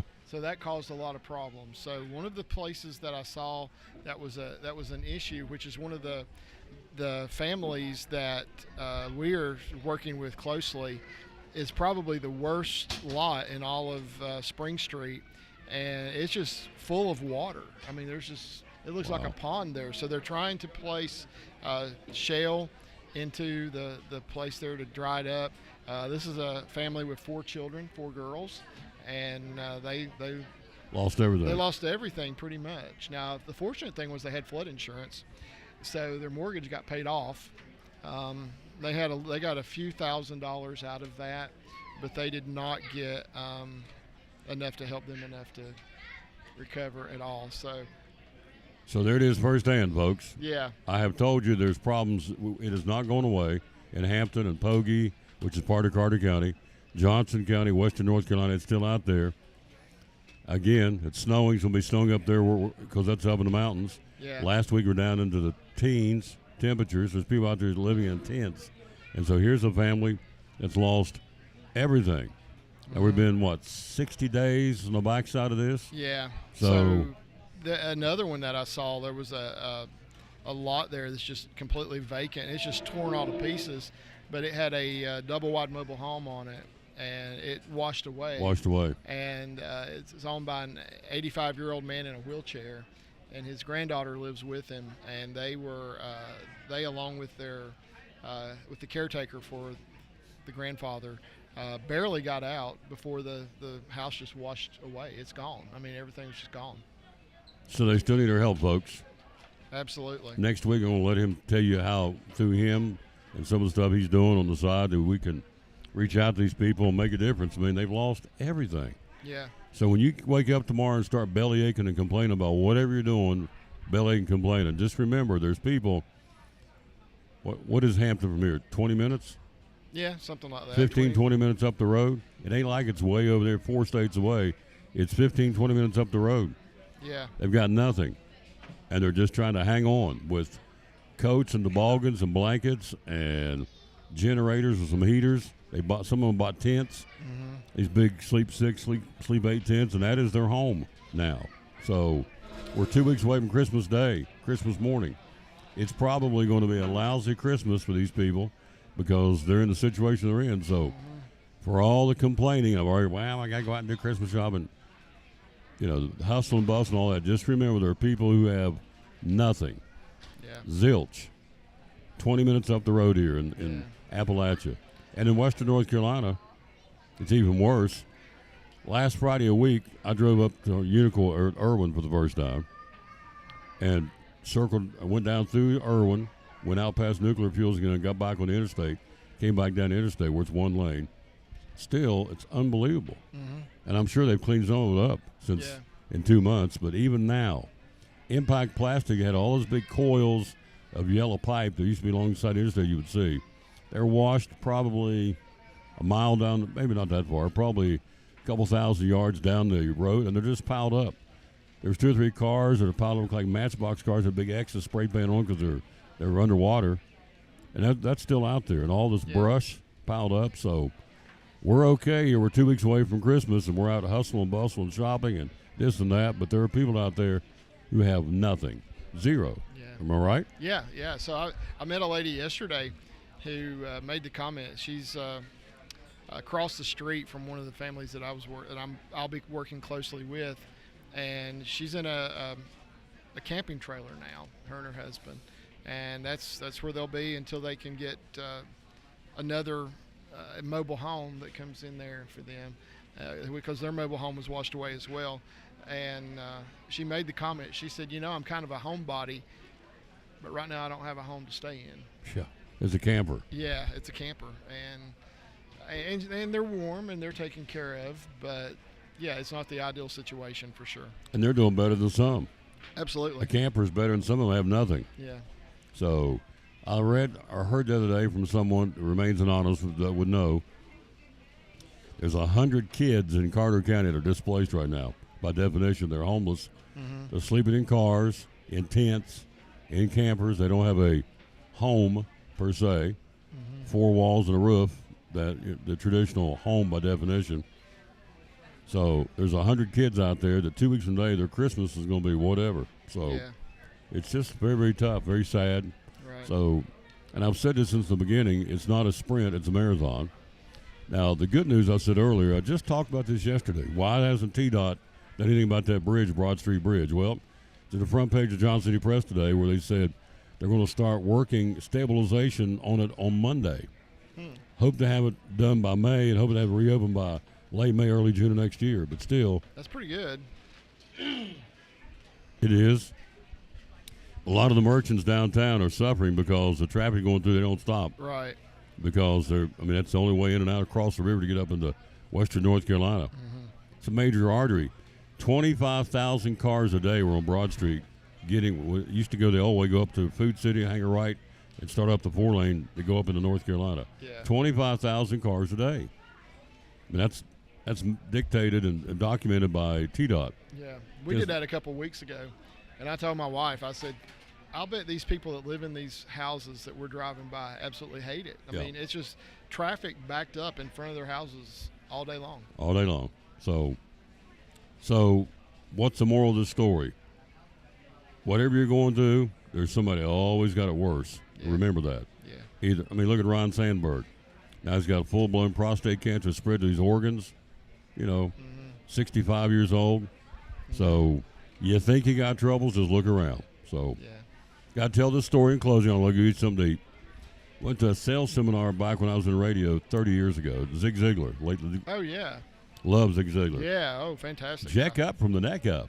So loved that. That was his. And his wife's name was Big Red, and she didn't have a stitch of red hair on her head. She's a blonde. I loved it. Anyway, I go to Asheville Civic Center to a sales seminar. They pass out a piece of paper, strip paper, so put down the 3 worst things you're dealing with right now. 3 things you're going on that you're dealing with in your life. And we did. Yeah. Don't put your name on it. They passed a big old 5-gallon bucket. They took ours over to that side of the arena. They brought theirs back over here. So Buck comes down through, take one. And so what I got, I can still see. I got a kid. I got a son strung out on drugs. That was the first thing. Don't know who it was. Somebody over on that side of the arena. But the point was, you'll look around and go, what you're going through ain't so bad as somebody else going through worse. That's very true. And Yeah. so I've never forgot that. It's been a long time ago. So Yeah. whatever we're complaining, whining about, there's somebody out there that's in a whole lot worse shape. Yeah. There you go. Mr. Baseball, are you hungry? Yes, sir.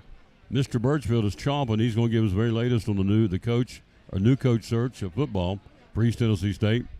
And also the, what's it called down in Pensacola? Something derby. Snowball derby. Okay. And we're also going to talk about how he loves Joey Logano, who won the NASCAR championship. Tom, I don't think I signed up for that. I like him, but I'm not crazy about him. But we'll talk a little NASCAR. It's been a while since we've had him on. I'll see you next week right Yes, here. sir. Get you some lunch. Okay. Appreciate you. Yes, sir. Back after this from the Jewelers Bench and the Tom Taylor Sports Show. We're talking to Sherry Holtzclaw, one of our great sponsors, the Cyclone Sports and the Tom Taylor Sports Show. A lot of jewelry stores out there. Why the Jewelers Bench? So everything is done in-house.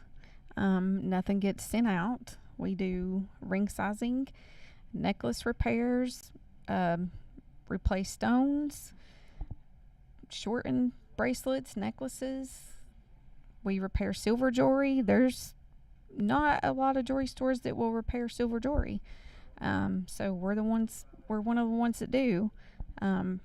Occasionally watches, we do some watch repair. Some of it we do have to send that out occasionally, but I'll let you know when I do, so it doesn't go out without you knowing about it. Watch batteries. They replace a lot of watch batteries. Again, Every day. yes. John Oldslaw is one of the few jewelry repair people in the area. There's not many of them left, so they do jewelry repair here. Remember that. They ship all over the country. The website is? JewelersBench10.com. The hours you're open are? Monday through Friday, 9:30 to 6, and then Saturday, 9:30 to 2. All right. And social media, where do we find you? Facebook and Instagram. And the phone number is? 423-542-5600. Be loyal, buy local. It's a mom and pop store. Been here for a long time here in Elizabethton, serving not just Elizabethton, but the entire Tri-Cities and really anywhere in the country. The Jewelers Bench, proud sponsor of the Cyclone Sports and the Tom Taylor Sports Show.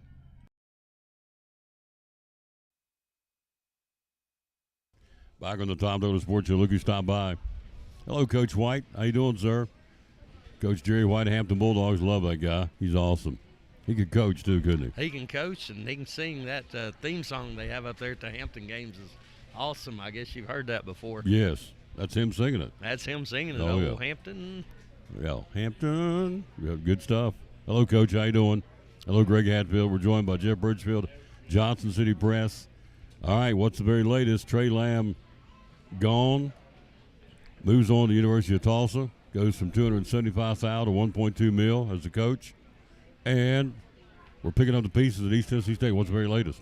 Well, I think, there's several candidates. One, I put out a list of those in the paper the other day. One I failed to put out there that I probably should have was Tremaine Jackson. He's Division II coach of Valdosta State. They're getting ready to play in the Division II semifinals this weekend. The leading candidate seems to be Will Healy, who was the former coach at Austin Peay and Charlotte. I know he's been Georgia State running backs coach here the last couple of years. And then another guy they really would love to have, I think, is Mike Houston, who led James Madison to a national championship.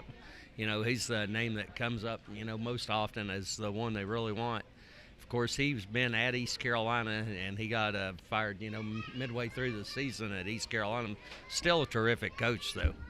So what is the criteria? What are they looking for? I mean, we throw out these guys, but, I mean, what's the brass at East Tennessee State? What are they looking for? Well, talked to Doc Sander on Monday, and that one thing he wants somebody, and this with Division I coaching experience, said it wasn't, something they had to have, but it was preferred, Like I said, I think a coach like Coach Jackson that's had so much success at Division II would still have a shot at it.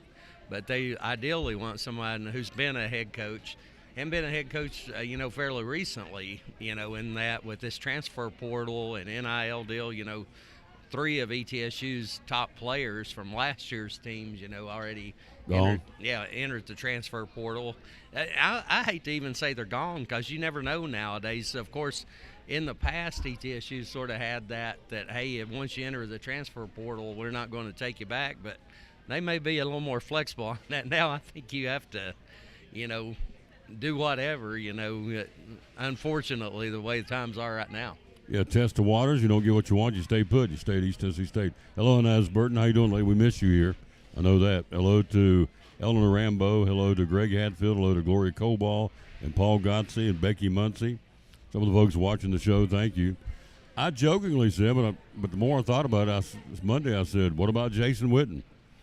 And I thought, well, this is silly. Why'd I even bring it up? But the more I think about it, okay, the guy's won 2 Christian state championships in Texas. He's from here. He could put together a coaching staff in about 20 minutes of guys that, you remember those camps he used to have at Elizabethton. He's like the who's who. He could put together a pretty quick coaching staff. He has no college experience, but he would surround himself with guys who make it go, including Ryan and Sean. And I'm not advocating these guys leaving ETSU. I just thought, I just threw it out there for kicks and giggles like, well, what about Jason Witten? Coming back home, trying to get into coaching, be a first step for him.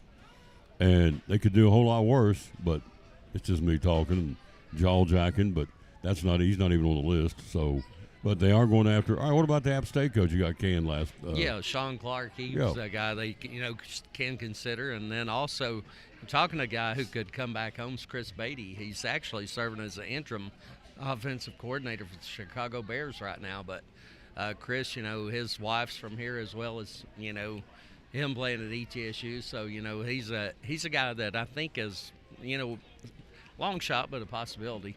There is a sense of urgency in there to get somebody in there to get these recruits, keep them. Well, from what Doc Sanders said on Monday, they want someone either by the end of this week or the first of next week because, like I said, with the transfer portal, with the, another signing day coming up in February and all, you've got to have somebody in place pretty soon. So the guys you signed, the other thing was 8 or 9 guys signed for ETSU. Will they stay because that was under Trey Lamb's watch? He's gone. Will they go with him? Will they stay put? Will they come to ETSU because of Johnson City and just being a buck, or what do you think will happen to those guys? I think some of them will definitely stay. In Johnson City, a couple of kids out of Knoxville area have talked about, they want it to stay close to home and play. So I think they will. Some of the others, it remains to be seen.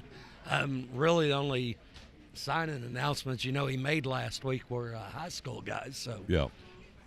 So I'm not totally as I said earlier in the show before you got here, I've done 2 stints as a Bucks play-by-play guy, so I've been around the program. I'm not totally surprised this happened because it is a mid-major. It is a stepping stone school. You don't want to admit that, but that's a fact of the matter. It is. Steve Forbes got success here, went to Wake Forest. Tony Skoll got success here, went on, moved on to the Citadel in baseball, which someone said lateral movement. I don't think it was because baseball's a big deal at the Citadel. I was there doing their games for a while. So this is a mid-major. It is a stepping stone school. You're catching a guy going up, in this case Trey Lamb, a young whippersnapper, if you will.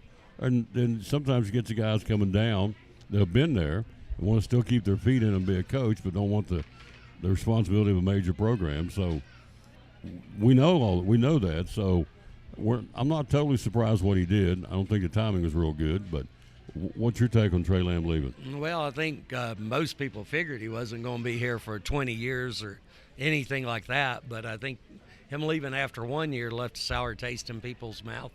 And the other thing is, just some of the comments he made after he signed the contract extension and all that, like I love Johnson City. It's going to be a great place to raise my young kids and, all that for the next few years. So all that rubbed people the wrong way. Yep. You want to clear your throat?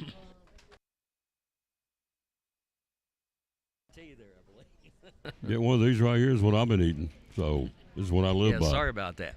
Fisherman's friend. I think I'm doing a little better now, but yeah, just stop and clear it out. So I'll do it. All right. We're just country. So, all right. So you look at that. You look at ETSU. What's the men's basketball team doing now?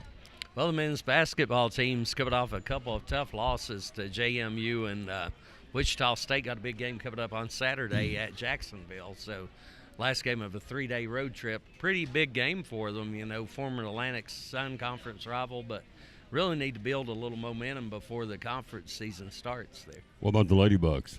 Ladybucks they've been a little bit up and down, but they did have a couple of good wins here recently, especially over Memphis. Now, they went up to West Virginia, and they got to hand it to them up there. They're the number 15 team in the country, really good and stuff. And then, of course, 100 miles down the road, things couldn't be better for the Tennessee athletic program. You got it. It's hopping right now in Rocky Top, on Rocky Top.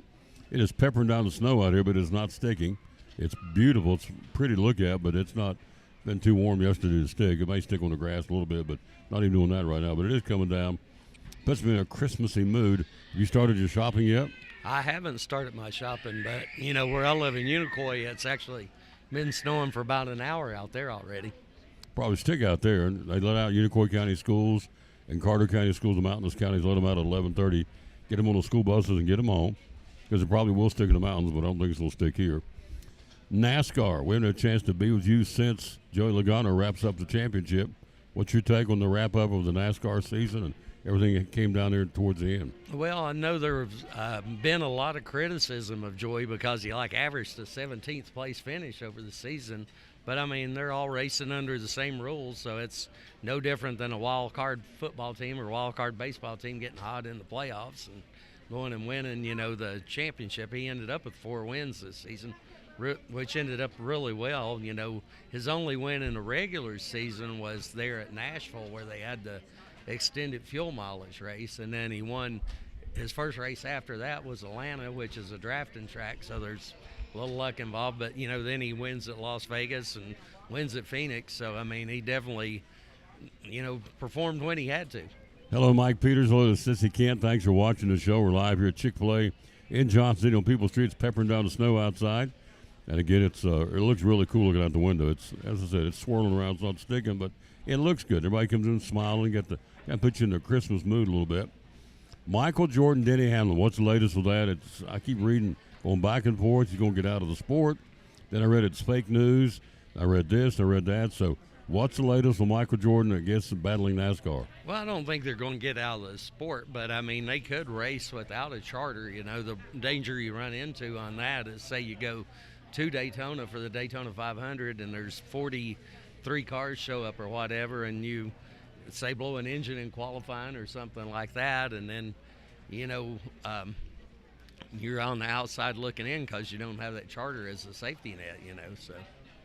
So that's what they're talking about, and that's so they're going to stay in the sport. You don't see them leaving? I don't see them leaving. They're too much invested. I mean, down there they've got probably the nicest shop of, you know, any team in the sport right now. Brand new shops, really innovative. I got a chance, you know, to tour that actually last fall and talk to Tyler Reddick. So, you know, it's, I mean, just beautiful place down there that they made. What are the drivers doing right now? Just getting away from everything? A lot of them just getting away from everything because I had sent the Ford representative a couple of story ideas I was wanting to do for our special Bristol section at Food City 500, which seems like a long time away, but April comes up on you before you know it. And he's like, well, I can't bug those guys right now. You know, we got to give them a little time and blah, blah, blah. I get it. And I understand, but, you know, I mean, it's not like I'm asking them to do a ton of things on that.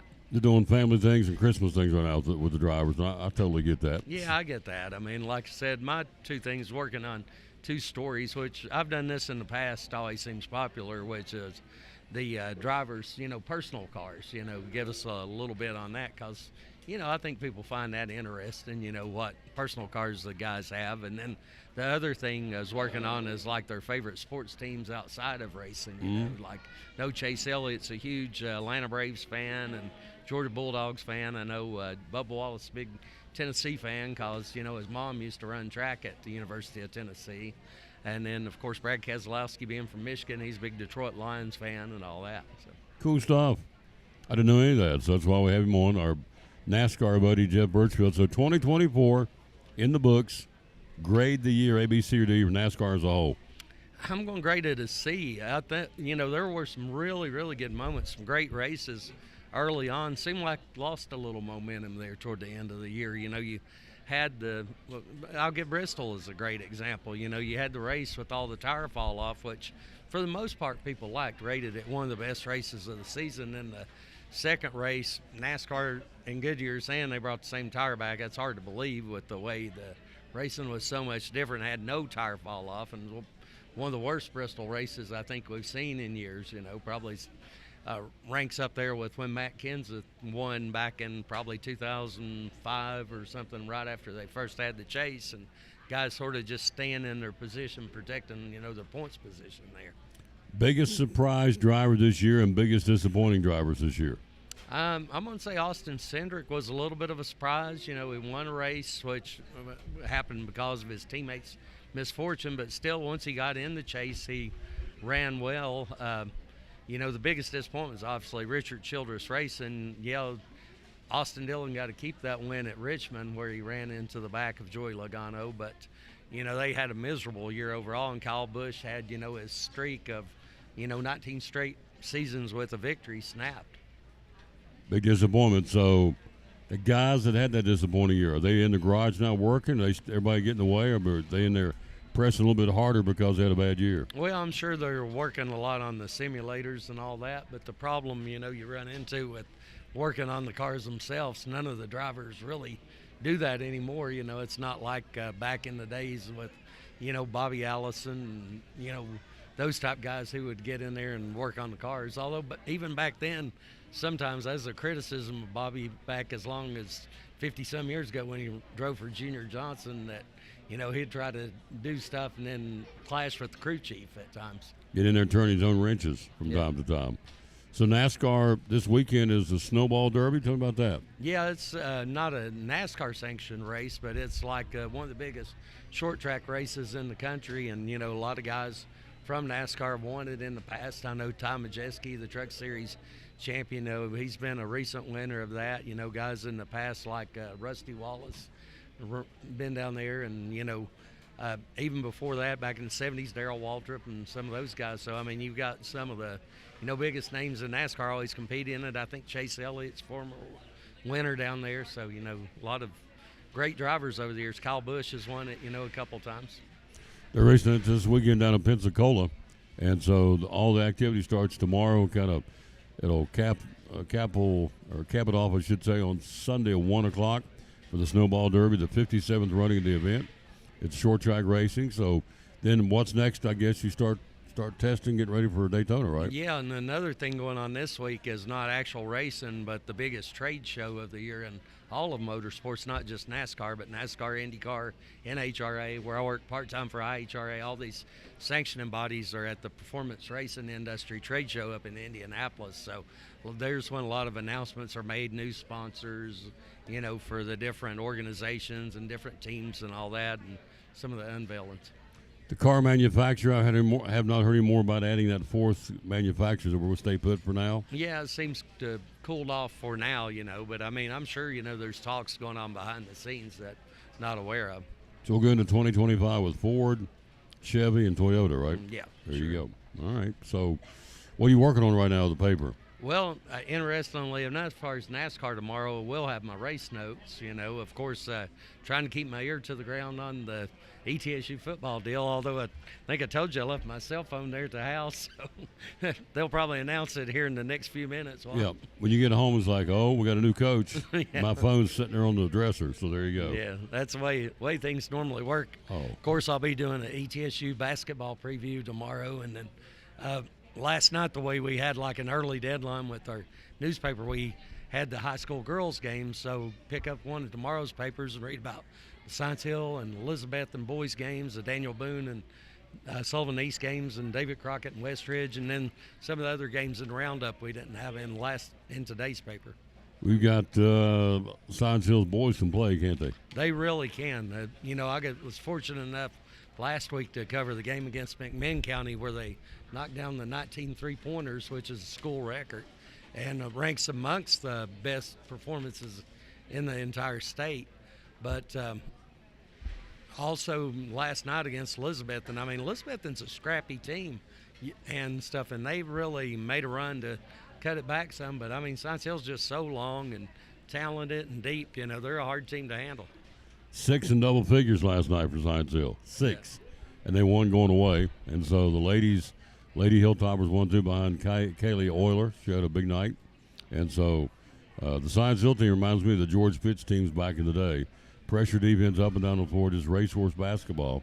And so I think they've got all the parts and pieces to get on down the road. Of course, it's a long season, but I just like the Science Hill team showed me something last night. Yeah, they've looked really good so far. I know they had a big win about a week ago over David Crockett, which is another good team in this area. Of course, Tennessee High I think's really good. Tennessee High and Dobbins Bennett had a game recently where it went down to the very end. And then I think amongst the smaller schools, of course, South Green looks really good. They repeated as the Hardee's Classic champions. And then another team that's playing really tough, and you think of all the adversity, you guys were just talking about it, but Hampton, they're playing there at the elementary school, but they're really doing well. Don't even have a gym. They're like a nomad team because their gym got flooded and they can't go back in and use it. So there you go. Good job, my friend. You hungry? Yeah, definitely. Well, go get you some food. I'm glad you're back. I know you've been very busy, and I understand that. So, but as Arnold said, I'll be back. And he's back, and I love it. Appreciate it very much. Our buddy Jeff Birchfield from the Johnson City Press. We'll take a break. We'll be right back after this. We'll take a look at the hockey and the NBA. And let's see what else. College basketball for tonight. All that coming up next on the Tom Taylor Sports. This is Pastor Mark Fowler, and we want to invite you to be with us at Pleasant Beach Baptist Church sometime soon. And we're thankful for what God is doing, and we've had visitors almost every week. We have so many people that God is using His Word to accomplish a work in their life. And we want you to come. I think about our society today, and there's a lot of talk about the negative aspects and generations and what's missing and what we're going to do and how do we face this social issue and how do we face that social issue. And that is always the buzz. And if we're not careful, we talk like God doesn't have an answer.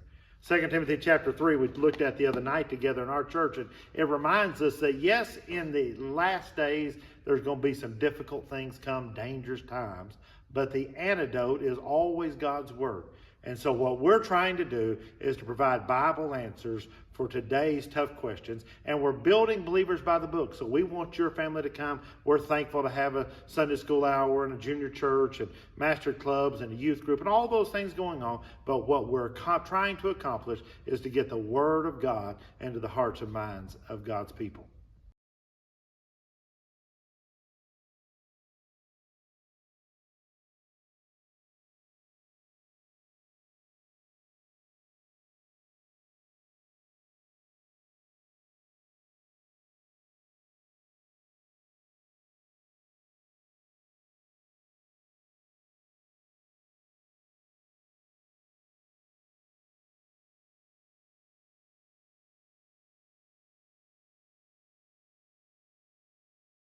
My name is Meredith, and a little thing I love about Chick-fil-A's mac and cheese is the oven-toasted cheesy top layer. If home had a flavor, it would be Chick-fil-A's mac and cheese. I'm passionate about it.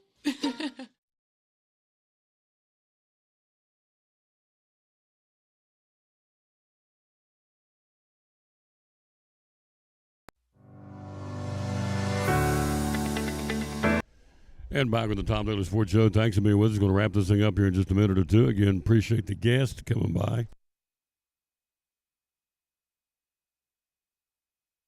That would, of course, be Jeff Birchfield and Greg Salyer. And we got to start with Andrew Smith. So, yep, yesterday's catching up with me. I talked for 6 hours yesterday.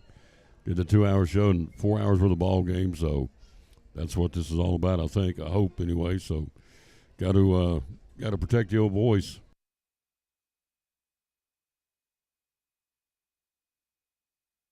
Which is what we're about to do here. We get something to eat and go home and sit down for a little while. So anyway, National Hockey League from last night. Who won is a busy night. The Predators lose to Calgary in Nashville 4-3. Other winners, Toronto, Colorado, Carolina, the Philadelphia Flyers, the Kings, Winnipeg, Edmonton, Minnesota, the Blues, and Florida all get W's. Tonight there's 2 on the ice. The Rangers skate in Buffalo against the Sabres, and Anaheim, the Ducks, on the ice tonight against Ottawa.